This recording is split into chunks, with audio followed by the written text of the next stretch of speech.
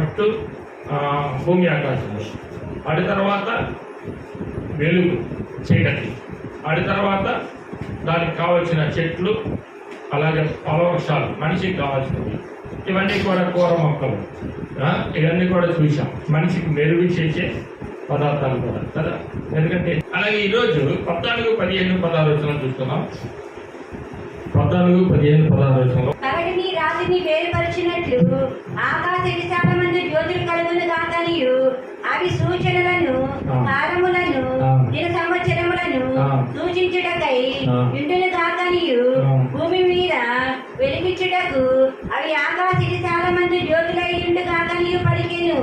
ఆ ప్రకారం ఆయను దేవుడు ఆ రెండు గొప్ప జ్యోతులను అనగా పగటిని ఏలుటకు పెద్ద జ్యోతిని, రాత్రిని ఏలుటకు చిన్న జ్యోతిని నక్షత్రములను చేసెను.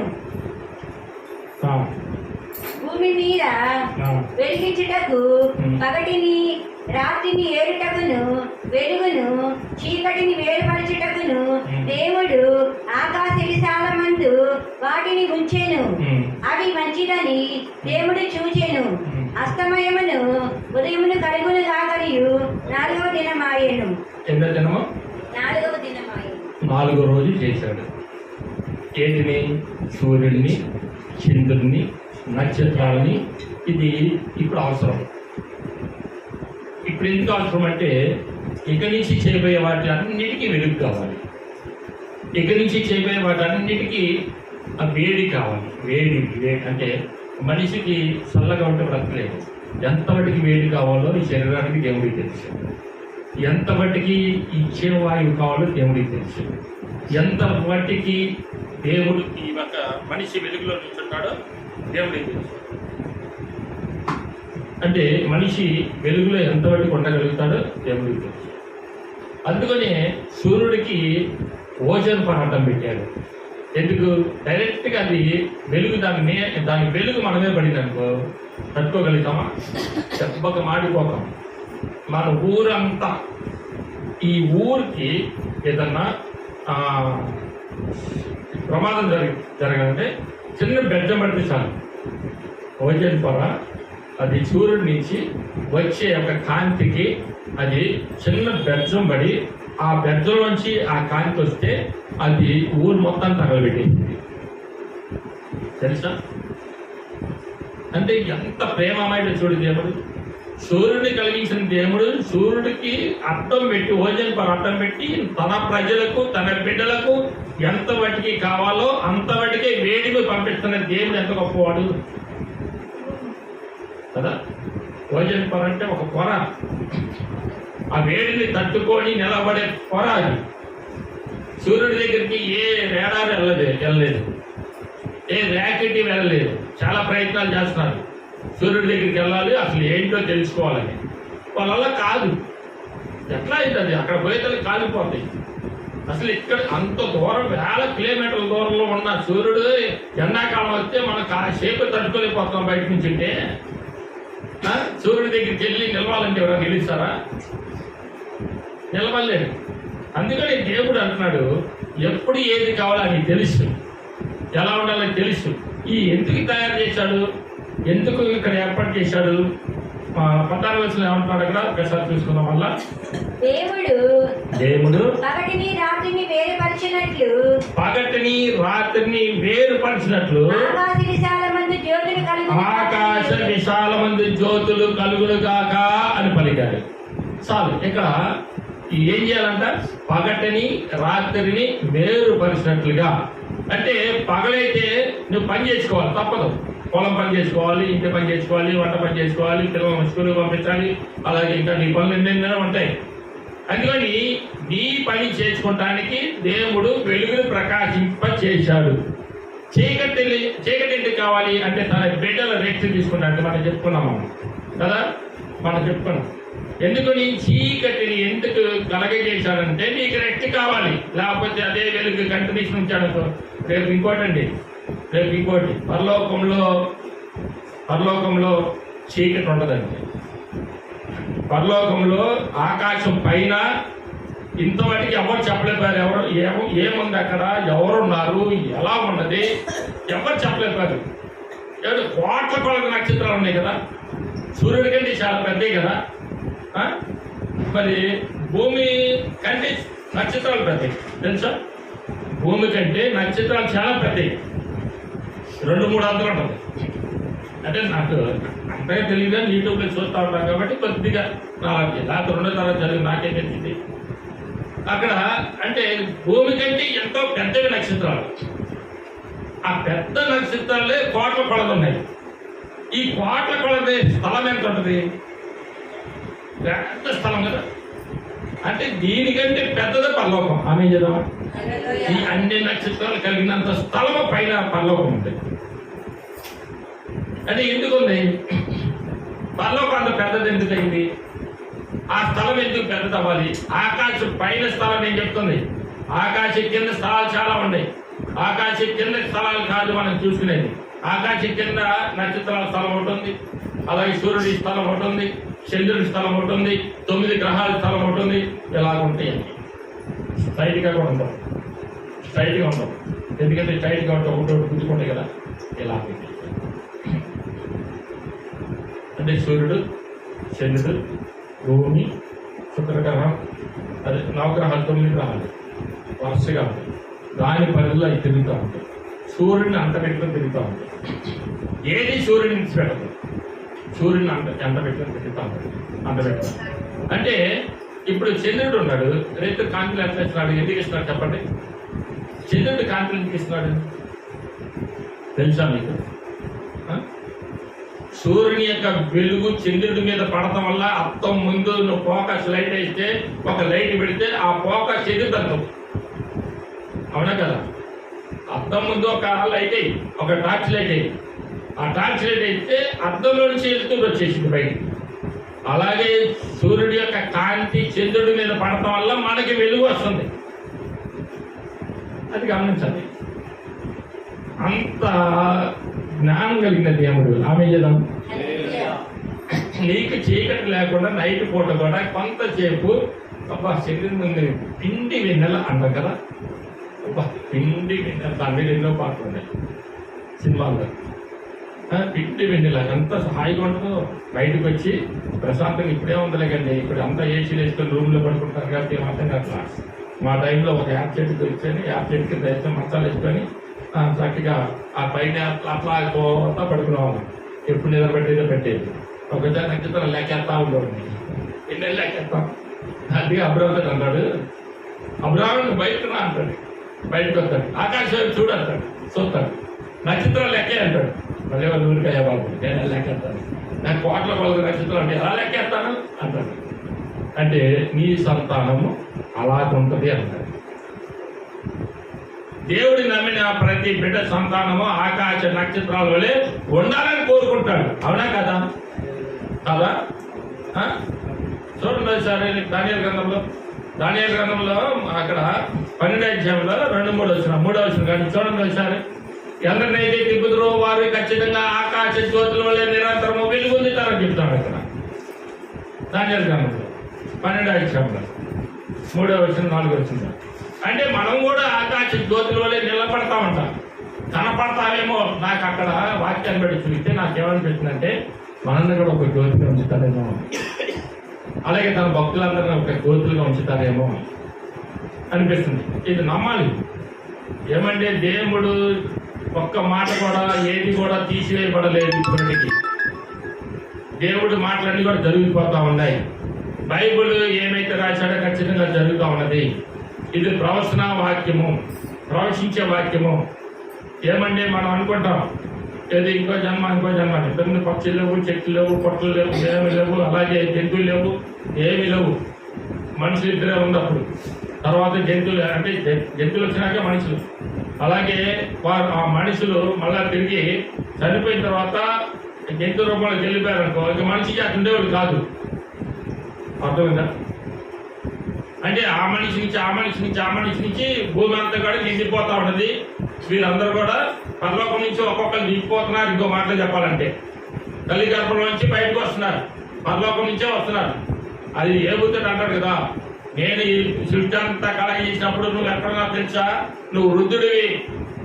ఈ చీకటి, భూమి, ఆకాశాలు, సముద్రాలు తయారు చేయకముందు నువ్వు ఎక్కడున్నావు నీకు తెలుసా అన్నాడు. అంటే ఎక్కడున్నట్టు అప్పుడు? అంటే ఈ లెక్కలు మనకు మైండ్లో ఏమి రావాలంటే, అంటే ఏబు సృష్టించినప్పుడు, అంటే భూమి ఆకాశం సృష్టించినప్పుడు ఏబు ఉన్నాడు, కానీ ఎక్కడున్నాడు? పరలోకంలో ఉన్నాడు. అంటే అందరూ ఉన్నాం, పరలోకంలో అందరూ ఉన్నారు. ఇప్పుడు 50 ఏళ్ళుగా ఉన్నారు. కానీ వచ్చిన తర్వాత వాళ్ళ జీవితాలు, వాళ్ళ ఒక స్థితిగతులు అంటాడు కదా. మనంతా తల్లి అంటది, ఏమంటారంటే తల్లిదండ్రులు ఏమంటారంటే, ఏదో మీ అబ్బాయి అట్లా చేస్తారంటే, అయ్యా వాడినైతే కనగలిగాను కానీ వాళ్ళ రాతలు కనలేదా అంటారు. అవునా కదా? వాడిని కనగలిగాను కానీ వాళ్ళ యొక్క రాతలనే కనగలేదుగా అంటారు కదా. మాట కొద్దిగా ముందుకు వస్తుంది కదా, ముందుకు వస్తుంది. సరే, అక్కడ ఏమంటాడు? అక్కడ దానియేలు గ్రంథంలో బుద్ధిమంతులైతే గమనించండి, ఆకాశ మండలములోని జ్యోతులను, బుద్ధిమంతులైతే ఆకాశ మండలములోని జ్యోతులను, బుద్ధిమంతులైతే అంటే బుద్ధిమంతులు కాదు మనం. అదే హల్లెలూయా అక్క, రసం అక్క, అవునా కదా? మనం బుద్ధిమంతులా లేకపోతే కాదా? సభలో కూడా దేవుని సిద్ధిద్దామా గట్టిగా? హల్లెలూయా. బుద్ధిమంతులైతే అంటారు. బుద్ధిమంతులు కాదు తెలుసుకోవాలని ఇంకా కింద భావన చదివితే మనకు అర్థమైంది. బుద్ధిమంతులైతే ఆకాశమందు జ్యోతులు పోలి ఉందరు, నీతి మార్గం అనుసరించి నడుచుకున్నట్లు, నీతి మార్గం అంటే అనుసరించి నడుచుకున్నట్లుగా. నీతి మార్గం అంటే ప్రభు మార్గం. ప్రభు నీతిమంతుడు, అనీతిమంతుడు కాదు. నీతి మార్గం నడుచుకున్నట్లు ఎవరు అనేకులను, ఇప్పుడు ఏదంటే చెప్పండి, ఇప్పుడు ఎవరిని అనేకులను తిప్పుదురో వారు నక్షత్రము వలె ఎక్కడుంటారంట. చెప్పింది అర్థమైనా? బుద్ధిమంతమా ఒప్పుకున్నాను. ఇప్పుడు ఒప్పుకోలేము. తలకి నేను ఒక్కదాన్ని రక్షించానా, ఒక్కదాన్ని నడిపించానా? అక్కడికి చెప్పింది, అయ్యా నేను చాలా మంది నడిపించాను అని చెప్పింది. ఆ నేరుగా చెప్పింది, చెప్పగలిగింది. నువ్వెవరు నడిపించావు? నువ్వెలా ఉన్నావు? బుద్ధిమంతులమా కాదా అనేది ఇక్కడ కింద భాగంలో ఖచ్చితంగా చెప్తున్నాడు. ఏమని? ఎవరిని అనేకులు తిప్పుదురో వారు ఆకాశమందు నక్షత్రాల వలె నిరంతరము ప్రకాశించేదరు. నిరంతరం ప్రకాశించాలంటే నువ్వు చెప్పాలి 10 మందిని. అది నా గోల్. ఇంత ఫస్ట్ చెప్పాను. నా గోల్ ఏంటి చెప్పండి? 10 మందిని రక్షించి 10 మందిని దేవుడికి అప్పు చెబితే నేను ఆకాశ జ్యోతుల వలె నిరంతరము చక్కగా ఒక నక్షత్రం లాగా ఉండాలని నా కోరిక. అలాంటి కోరిక మీకు ఉండకూడదా? అలాంటి ఆలోచన మనకు వద్దా? శుభ్రంగా కదా కదా ఉండాలి కదా. మరి పట్టుదలా కావాలో వద్ద పట్టుదలా? పొలం పోతే పొలం ఎవరో ఒకరు కొట్టండి, చెప్పకూడదంటే దాన్ని నల్లయ్యా పొలం ఎవరో చెప్పండి, పోయిన పనికాడ చెప్పండి. ఇంకేందా చెప్పేసి ఊరుకున్నామని. తర్వాత 2 నెలలకు మారిన వాళ్ళు ఉన్నారు, అలాగే నెలకు మారిన వాళ్ళు ఉన్నారు. సత్యం చెప్పారు. సత్యం చెప్తే ఒక్కొక్కటి సగాలుగా పెట్టుకున్నాడు, ఒకరైతే చెప్పుగా తీశాడు. తర్వాత వాడు ఏం చేస్తున్నాడు తెలుసా? చీఎం చర్చలు పాకపోయాడు వైశాఖ. అలాగే యజ్బాబు అల్లుడు అని నేనే మార్చింది. అడగండి, మీకు ఎవరు చెప్పారు రాసిపెట్టే? రామారావు చెప్పారు కదా. యజ్బాబు అల్లుడితో పాటు 2 ఫ్రెండ్స్ అనమాట. వాళ్ళిద్దరు ఫుల్ టింకర్స్. యజ్బాబు అల్లుడి మధ్యలో కానీ ఆయన పక్కన ఉన్న ఫుల్ టింకర్. వాళ్ళిద్దరు కలిసి ఎందుకు వచ్చారు? నా దగ్గరికి వచ్చారు. ఏదో వాళ్ళ టైం బాగుంది వచ్చారు మాట చెప్పాలి. వచ్చారు. వచ్చినప్పుడు కూర్చోబెట్టి అయ్యా ఇది పొజిషన్ చరిత్ర మొత్తం చెప్పాను. దెబ్బకు మారిపోయి ఈరోజు చావుకులు, 2 చావుకులే. ఒకళ్ళే కన్నడ తోటలో చావుకులు. డేవిడ్ గారి దగ్గర అంటే ఆర్టిస్ట్, డేవిడ్ అంటే ఆర్టిస్ట్, బిల్డింగ్లు కడతారు, ప్లాన్ చేస్తారు. ఆయన ఒక పాస్టర్ అయ్యాడు. ఆయన దగ్గర ఒక పాస్టర్ విజయ్ అని కుర్రోడు. ఇప్పుడు పాస్టర్ ఆ కుర్రోడు సువార్త ప్రయాణిస్తాడు. భార్య ఎత్తున మామూలు కాదు, ట్రాక్స్ పంచుతాడు, బుక్స్ ఖరీదైన బుక్లు ఇస్తాడు. అన్న ఎక్కడ కనపడితే చాలు, అన్న నీ దైవాలనేమో ఒక మనిషిగా తయారయ్యామన్నా అంటారు. అలాగే యేసుబాబు వాళ్ళు ఆ రజకులు అంటే సాకు వాళ్ళు కూడా, ఆయన కూడా ఇప్పుడు మారబట్టి యేసుబాబు కూతురు చేసుకోగలిగాడు. అంటే ఇలాగా నేను ఏంటంటే బుద్ధిమంతులైతే కదా ఎందరినైతే తిప్పుదరో వారు ఆకాశ జ్యోతుల వలె నిరంతరము ఆకాశ నక్షత్రాల వలె వెలుగుతూ ఉంటారంటాడు. ఆ వెలుగు మనకు కావాలో వద్దా? అందుకే నేను సంఘంగా ఉంటుంది, అందుకే ఖర్చు పెట్టమని చెప్తుంది, అందుకే మీరు ఖర్చు అవ్వాలి, ఖర్చు పెట్టాలని చెప్తా. ఆత్మ భారం కలిగి ఒక్క ఆత్మ రక్షించుకున్నాం, ఒక్క మనిషి మారుతాను ప్రయత్నించాలి. ఎందుకు అని మనకు అప్పటిదాకా అప్పుడప్పుడు నేను అనుకుంటాను, నాలో ఏమన్నా లోపం ఉందా, నేను చెప్పేదాంట్లో ఏమన్నా లోపం ఉందా, నాకున్న పట్టుదలకి రాజు సంఘానికి అనేది ఆలోచించింది. నేను దేవుణ్ణి ఎప్పుడైతే వచ్చి నమ్ముకొని 2 సంవత్సరాలు 3 సంవత్సరాలకి వచ్చిన 2-3 సంవత్సరాల్లోనే ఊరు మొత్తానికి మైకి పెట్టి నేను సువార్త ప్రకటించాను. నా మీద కేసులు కూడా పెట్టించుకున్నాను, ఊరు మొత్తానికి సువార్త ప్రకటించాను. నాకు అది దండిత. నా ఊరి యొక్క రక్తపు మరక నా మీద ఉండకూడదని. రేపొద్దున ఎవరు చెప్పారు నాకు అంటానికి లేదు. నా ఊరు నా ఇంట్లో మధ్యలో ఉంటుంది కాబట్టి ఎవరిని అడిగినా ఏం చెప్తారంటే రామారావు ఎక్కడే అంటే, అయ్యా రామారావు పాటగానేగా నాకు తెలుసు, అదే పలానా చాటుకి వెళ్ళి పలానా చాటు చక్కగా అట్లని చెప్తారు. ఊరు మొత్తంలో ఎక్కడికన్నా వెళ్ళి అడగండి, నా పేరు చెప్తాను. అంటే నేను అంటే ఏంటంటే అది మనకి ఆ పేరు ఒకటి కాకుండా కొంతమంది అక్కడ చెప్తున్నాడు. ఎవరైతే అనేక మందిని తిప్పుతురో వారు ఆకాశ జ్యోతుల వలె నక్షత్రాలాగా ఉంటారంట. నిరంతరం వల్ల ఒకరోజు కాదండి, ఎదురు కాదు. దేవుని స్తోత్రం చేద్దాం. హల్లెలూయా. నిరంతరము వెలుగుతారు. సరే, ఈ సృష్టిలో నుంచి కొన్ని భాగాలు మనం చూసుకున్నాం. సూర్యుడు చంద్రుడు ఎందుకు చేయబడ్డారు, కాలాలు నిర్మాణం, అలాగే ఋతువుల నిర్మాణం, అలాగే కొన్ని మన ముందు గడపడానికి సూర్యుడు చంద్రుడు అవసరం వచ్చింది, తన కాల పరిమితి కోసము అవసరం వచ్చింది. ఒకసారి చూసుకుందాం. కనుక అంత కరెక్ట్గా ఉంది. మనం దేవుడి యొక్క సృష్టిని తెలుసుకుంటున్నాం, దేవుడు చేసిన అద్భుతాలు తెలుసుకుంటున్నాం, దేవుడు చేసిన కార్యాలు తెలుసుకుంటున్నాం, దేవుడు చేసిన ఈ భూమి మీద, భూమి పైన, ఆకాశం పైన ఉన్న వాటిని ఎలా చేశాడో నేర్చుకుంటున్నాం. మనం ఈ 6 వారాలు బట్టి నేర్చుకుంటున్నాం. అందుకని ఈ వినాల్సినవి, ఎందుకంటే ఈ మైండ్లో పెట్టుకోండి, విన్న తర్వాత విడిచిపెట్టద్దు, మైండ్లో పెట్టుకోండి. అడిగితే చెప్పండి, ఎందుకంటే ఇంత క్లియర్గా మన బైబిల్లో ఉందని చెప్పండి. అవసరమైతే ఇంత క్లియర్గా ఇంత వివరంగా రాసి పెట్టాడు బైబిల్లో అని చెప్పండి.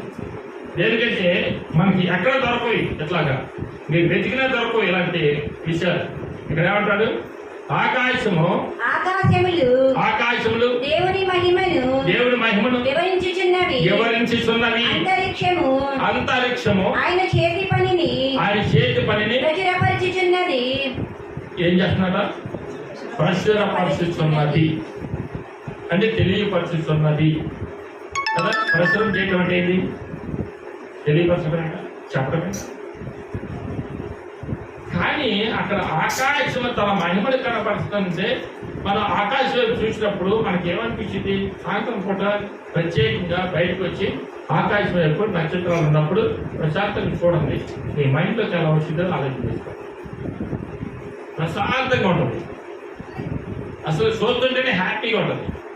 ఆ నక్షత్రాలు, బుల్లి నక్షత్రాలు చెప్పరికి ఎక్కడో పక్క పక్కన కనపడతా ఉంటే మరి ఎంత ఇదిగా ఉంటుందో. దానికి మధ్యలో మళ్ళీ చెందింది అసలు ఆ మొత్తం ఒక లైటింగ్, ఆ మొత్తం మధ్యలో పెద్ద లైట్. అంటే పెళ్లిళ్ళకి వేసిన వాటికి మనం ఆనందంగా చూస్తాం కదా, డెకరేషన్ బాగా చూస్తాం కదా, అంతకంటే డెకరేషన్ చేశాడు పైన దేవుడి స్తోత్రం చేద్దాం. హల్లెలూయా. చిన్న లైట్లతోటి కళ్యాణ మండపాల్లో డెకరేషన్ చేస్తే ఇక్కడి నుంచి అక్కడ దాకెత్తే అబ్బా ఎంత బాగా చేశాడరా ఈ దేవుడు, లైటింగ్ వేసినాడు, గొప్పగా చేశాడరా అని 100 సార్లు చెప్పుకుంటానే. ఎంతకంటే గొప్పగా చేసిన దేవుడిని చెప్పుకోము. స్తోత్రం చేద్దాం. హల్లెలూయా. అవునా కదా? ఎంతకంటే గొప్పగా నీకు చిన్న లైటింగ్ వేసి చిన్న లైట్ల మధ్యలో మళ్ళీ తిరిగి చంద్రుడిని పెట్టి ఆ ఆకాశం వైపు చూడు, నా మహిమను ఎంత కనపరుస్తుంది అంటాడు. ఆకాశం వైపు చూసినప్పుడు తన మహిమను కనపరుస్తుంది అంట. ఇంకా అంతరిక్షము ఆయన చేతి పనిని, ఎవరి చేతి పనిని? దేవుడు చేసిన ప్రతి పనిని బయలుపరుస్తున్నది, నీకు తెలియపరుస్తున్నది. ఇదిగో నేను దేవుడి చేత చేయబడి ఉన్నాను, ఇదే దేవుడే నన్ను చేశాడు, దేవుడే ఆకాశం నిలబెట్టాడు, ఇదిగో గాలిలో నిలబెట్టాడు, శూన్యంలో నిలబెట్టాడు, అసలు ఏమి లేని చోట నన్ను నిలబెట్టాడు అని అవన్నీ చెప్తున్నాయి, సాక్ష్యం చెప్తున్నాయి. నువ్వు వెళ్ళలేవు, సాక్ష్యం చెప్తున్నాయి. వాటికి నోరు లేదు, ఏమి లేదు. కింద భాగంలో చూస్తే ఇంకా చెప్తాడు, వాటికి నోరు ఉండదు, ఏముండదు, కానీ అవి సాక్ష్యం చెప్తాయి. వాటికి భాష లేదు, వాటికి భాష లేదు, మాటలు లేవు, మాటలు లేవు, వాటి స్వరము వినపడదు. వినపడిద్దా మనకి? ఏం లేదు చెప్పండి. వాటికి భాష లేదు, భాష లేదుగా, మాట లేదుగా, స్వరం వినపడదుగా. నీకు స్వరాన్ని ఇచ్చాడుగా, మాట ఇచ్చాడుగా, భాష ఇచ్చాడుగా. అవి బయలుపరిచినట్టు మేము బయలుపరుస్తాం. వాటికి భాష లేదండి, వాటికి స్వరం లేదండి, వాటికి మాట లేదండి, ఏమీ లేదు. కానీ ఆయన మహిమను కనపరుస్తున్నాయి, ఆయన మహిమను నీకు బయలుపరుస్తున్నాయి. నీవెందుకు బయలుపరచలేకపోతున్నావు? ఇచ్చాడుగా నోరు, మొగలు కాదుగా. వాటికి వనమాలు భూమి అంతటా వ్యాపించి ఉన్నది, లోక దిగంతముల వరకు, లోకము దిగాంతముల వరకు వాటి ప్రకటనలు బయలు వెళ్ళుచున్నవి. ఏమంటాడు ఇక్కడ? బయలు వెళ్ళుచున్నవి అంటే సూర్యుడు, చంద్రుడు, నక్షత్రాలు, వాటి ప్రకటనలు ఎక్కడ పట్టుకెళ్ళి అంటే భూమి కొలత వాటికి ఎంత వాటికి కొలత ఉందో, ఎంత వాటికి దిగాంతం వాటికి ఉందో, ఎంత వాటికి భూమి ఉన్నదో అంత వాటికి వెళ్తుందా లేదా? హలో హల్లెలూయా. ఇటునండి, కరెక్ట్గా వినండి, ఏర్పవాలి. హల్లెలూయా. ఇటునండి. భూమి ఎంత వాటికి ఉంది, అంత వాటికి దేవుడు వెలుగుని పంపిస్తున్నాడా లేదా? అంత వాటికి నక్షత్రాలు కనపడితే లేదా? అంత వాటికి భూమి ఉన్నంత వాటికి దిగాంతం వాటికి దేవుడిని ప్రకటిస్తూనే లేదా? నేను దేవుడి చేత చేయబడ్డాను అని చెప్తున్నాయి. వాటికి నోటు లేదు, భాష లేదు, మాట లేదు, కానీ ప్రకటన చేస్తున్నాయి. దేవుణ్ణి మహిమపరుస్తున్నాయి, దేవుణ్ణి స్తుతిస్తూనే. ఇంకో మాట చెప్పాలంటే పగలు నీదే, రాత్రి నీదే, సూర్య చంద్రులను నీవే నిర్మించితివి. ఎవరు చేశాడంట? సూర్య చంద్రులను నీవే నిర్మించితివి. భూమికి సరిహద్దులను నియమించిన వాడువే. ఎంత కరెక్ట్ గా రాసిన దేవుడు నీకు నాకు తెలియపరచడానికే కానీ అదేదో మరుగు చేయబడటానికి కాదండి. అర్థమైందా? ఇది మరుగు చేయబడింది అనుకో, నీకేం తెలిసింది? ఆ దేవుడు ఏం చేశాడయా?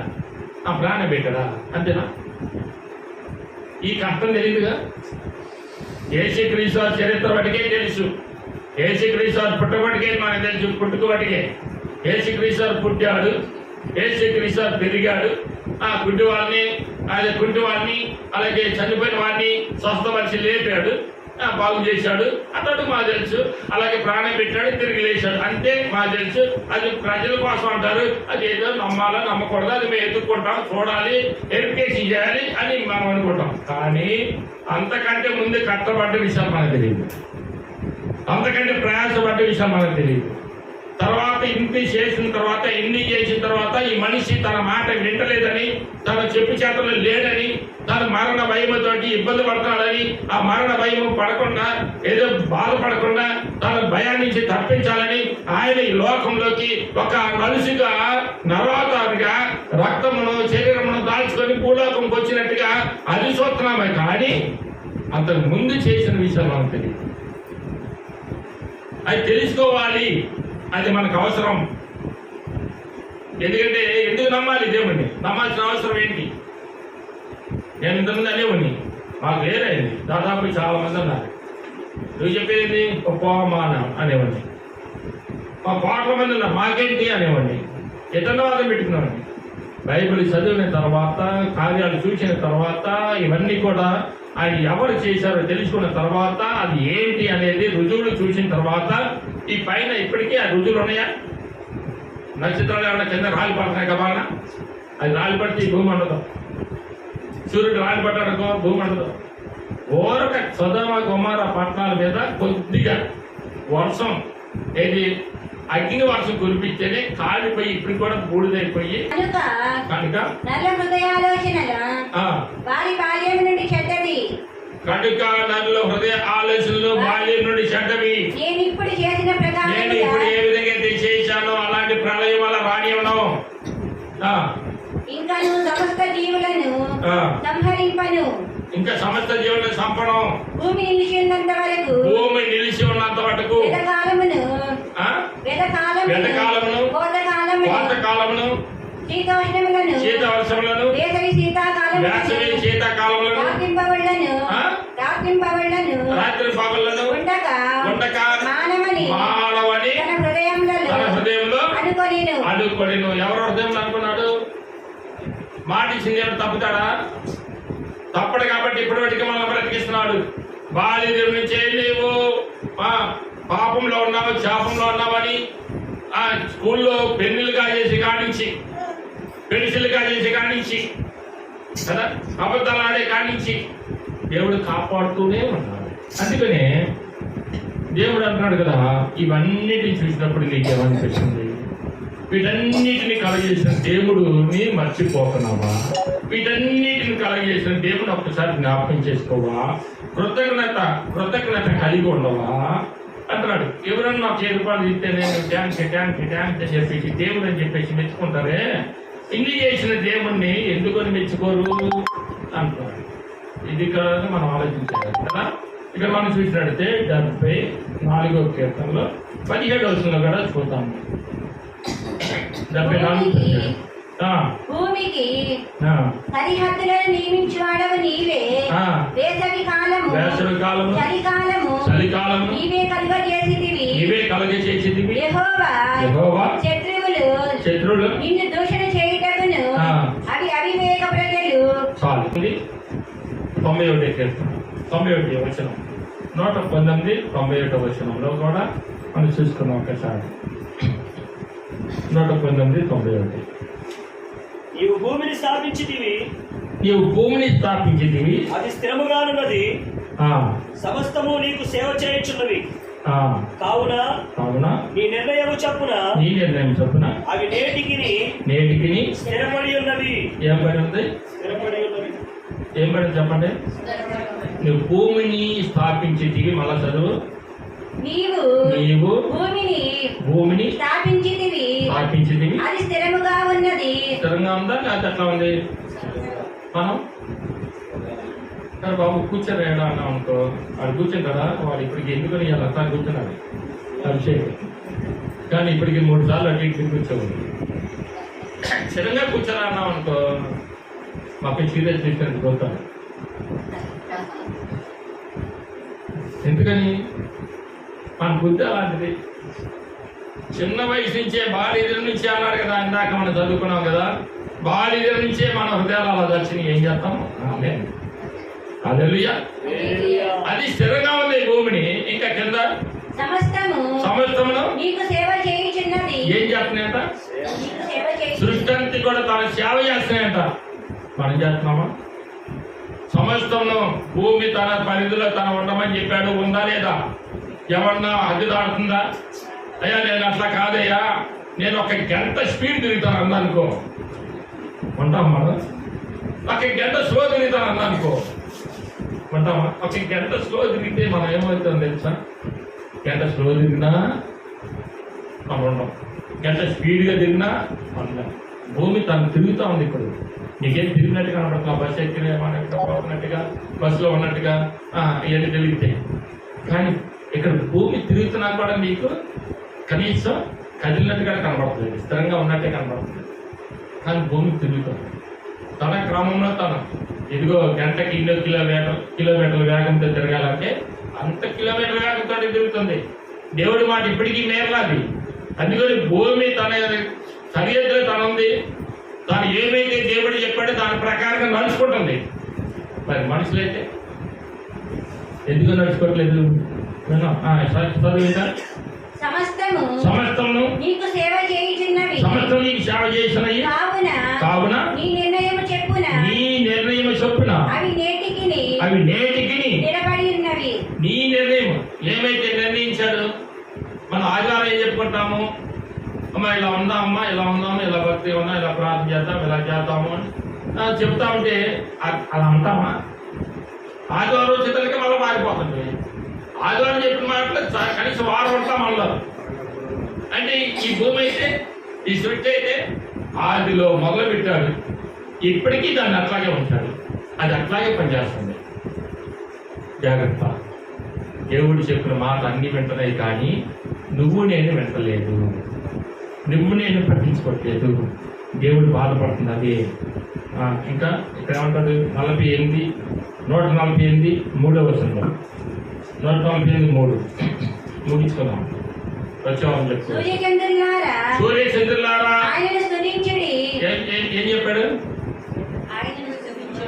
అంటే సూర్యచంద్రులు స్తుతించరా? సూర్యచంద్రులకు మాట లేదుగా, భాష లేదుగా, పలుకు లేదుగా, ఏమి లేదుగా. అయినప్పటికీ సూర్యుడు చంద్రుడు స్తుతిస్తాయి, దేవుడిని ఆరాధిస్తాయి. తెలుసా? ఆరాధిస్తాయి. పక్షులు స్తుతిస్తాయి. తెలుసా? ఉదయకాలంలో లేచి చూడండి, చెట్ల మీద ప్రభుని దేవుడు స్తుతిస్తాయి. జంతువులు కూడా స్తుతిస్తాయి. లేకపోతే సర్పం కూడా సూర్యుడు స్తుతిస్తా ఉంటుంది. అది సూర్య నమస్కారం కాదు, దేవుడిని స్తుతిస్తుంది. సూర్యుడిని చేసిన దేవుడు ఎంత గొప్పవాడని దాన్ని స్తుతిస్తుంది. అంటే సూర్యుడే ఇంత గొప్పగా ఉంటే, ఇంత వెలుగుతూ ఉంటే, దాన్ని చేసిన వాడు ఎంత గొప్పవాడు. అది మన గోడు. మన ఆలోచన ఏంటంటే, నేనంటున్నాడు అప్పుడప్పుడు ఎవరైనా మాట్లాడుతున్నాను, ఇదంతా చేసిన వీటిని చేసే కంటే వీటిని సృష్టిని తయారు చేసిన ఆ దేవుని స్తుతిస్తే, అసలోని స్తుతిస్తే బాగుంటుంది కదా అంటారు. అసలోడిని కదా, కొసలు ఎందుకు? కొసలాటి కంటే అసలోడి పట్టుకుంటే బాగుంటుందిగా అన్నా కదా. నా గోడు అది, నా ఆలోచన అది. అందుకని ఇక్కడ ఇంకా చదువు. సూర్యచంద్రులారా ఆయన స్తుతించడి, కాంతి నక్షత్రములారా మీరందరూ ఆయనని స్తుతించడి, పరమ ఆకాశములారా ఆకాశం పైనున్న జలములారా ఆయన స్తుతించడి. యెహోవా ఆజ్ఞ ఇవ్వగా అవి పుట్టెను. అప్పుడు అవి స్తుతించి ఏం చేస్తాయి?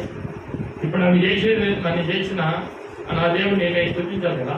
అంటే తల్లిదండ్రులు ఉన్నారు, బైబిలే ఉన్నాడు, తల్లిదండ్రులు సన్మానించండి, మిమ్మల్ని పుట్టించిన వాళ్ళే కాబట్టి ప్రయాసపడ్డారు. 9 ఏళ్ళు మోసి పాపం, కానీ అంత బాధపడ్డందుకు వాళ్ళని సన్మానించకపోతే అర్ధాయుషవంతుడుగా, తల్లిదండ్రులు సన్మానిస్తే దీర్ఘాయుషవంతుడిగా అని బైబిల్లో ఉంది. అంటే వాళ్ళు పడ్డ ప్రయాసకి మనం ఏం చేయాలి? కృతజ్ఞత. వాళ్ళని స్తుతించాలి, వాళ్ళని పట్టించుకోవాలి, వాళ్ళ మాట పట్టించుకోవాలి, వాళ్ళు చెప్పినట్టు వినాలి, వారిని సన్మానించాలి అని చెప్తున్నాడు. అలాగే ఆ తల్లిదండ్రులు చేసిన దేవుణ్ణి మనం స్తుతించాలి. ఆమేన్ కదా. మనకి తల్లిదండ్రులు ఇచ్చాడే, ఆ తల్లిదండ్రులు చేసిన దేవుణ్ణి ఎంత స్తుతించాలి? అదే చెప్పరా, తల్లిదండ్రులు సన్మానించాలి, తల్లిదండ్రులు ఇచ్చిన దేవుని స్తుతించాలి. అది కరెక్ట్. అందుకని అది కూడా మనం నేర్చుకోవాలి. ఇంకా మనం చూసినట్టే యెషయా గ్రంథం 45 వస్తుందో త్వరగా ముగిస్తున్నాం. యెషయా గ్రంథం 45:26 చెప్పండి. మీ కన్నులు పైకెత్తి చూడుడి. ఇప్పుడు మన కళ్ళు పైకెత్తితే ఏం కనపడుతున్నాయి? ఆకాశము అన్నీ కనపడుతుంది.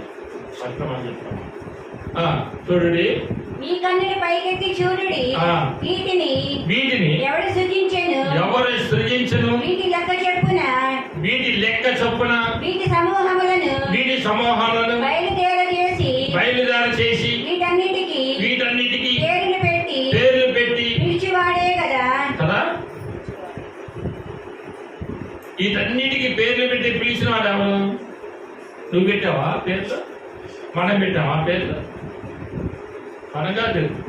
ఏమంటే ఒక జంతువుల పేర్లు, భూమి మీద ఉన్న వాటి పేర్లు అంటే మనం పెట్టాం. ఏది? అబాధం అని పెట్టారు.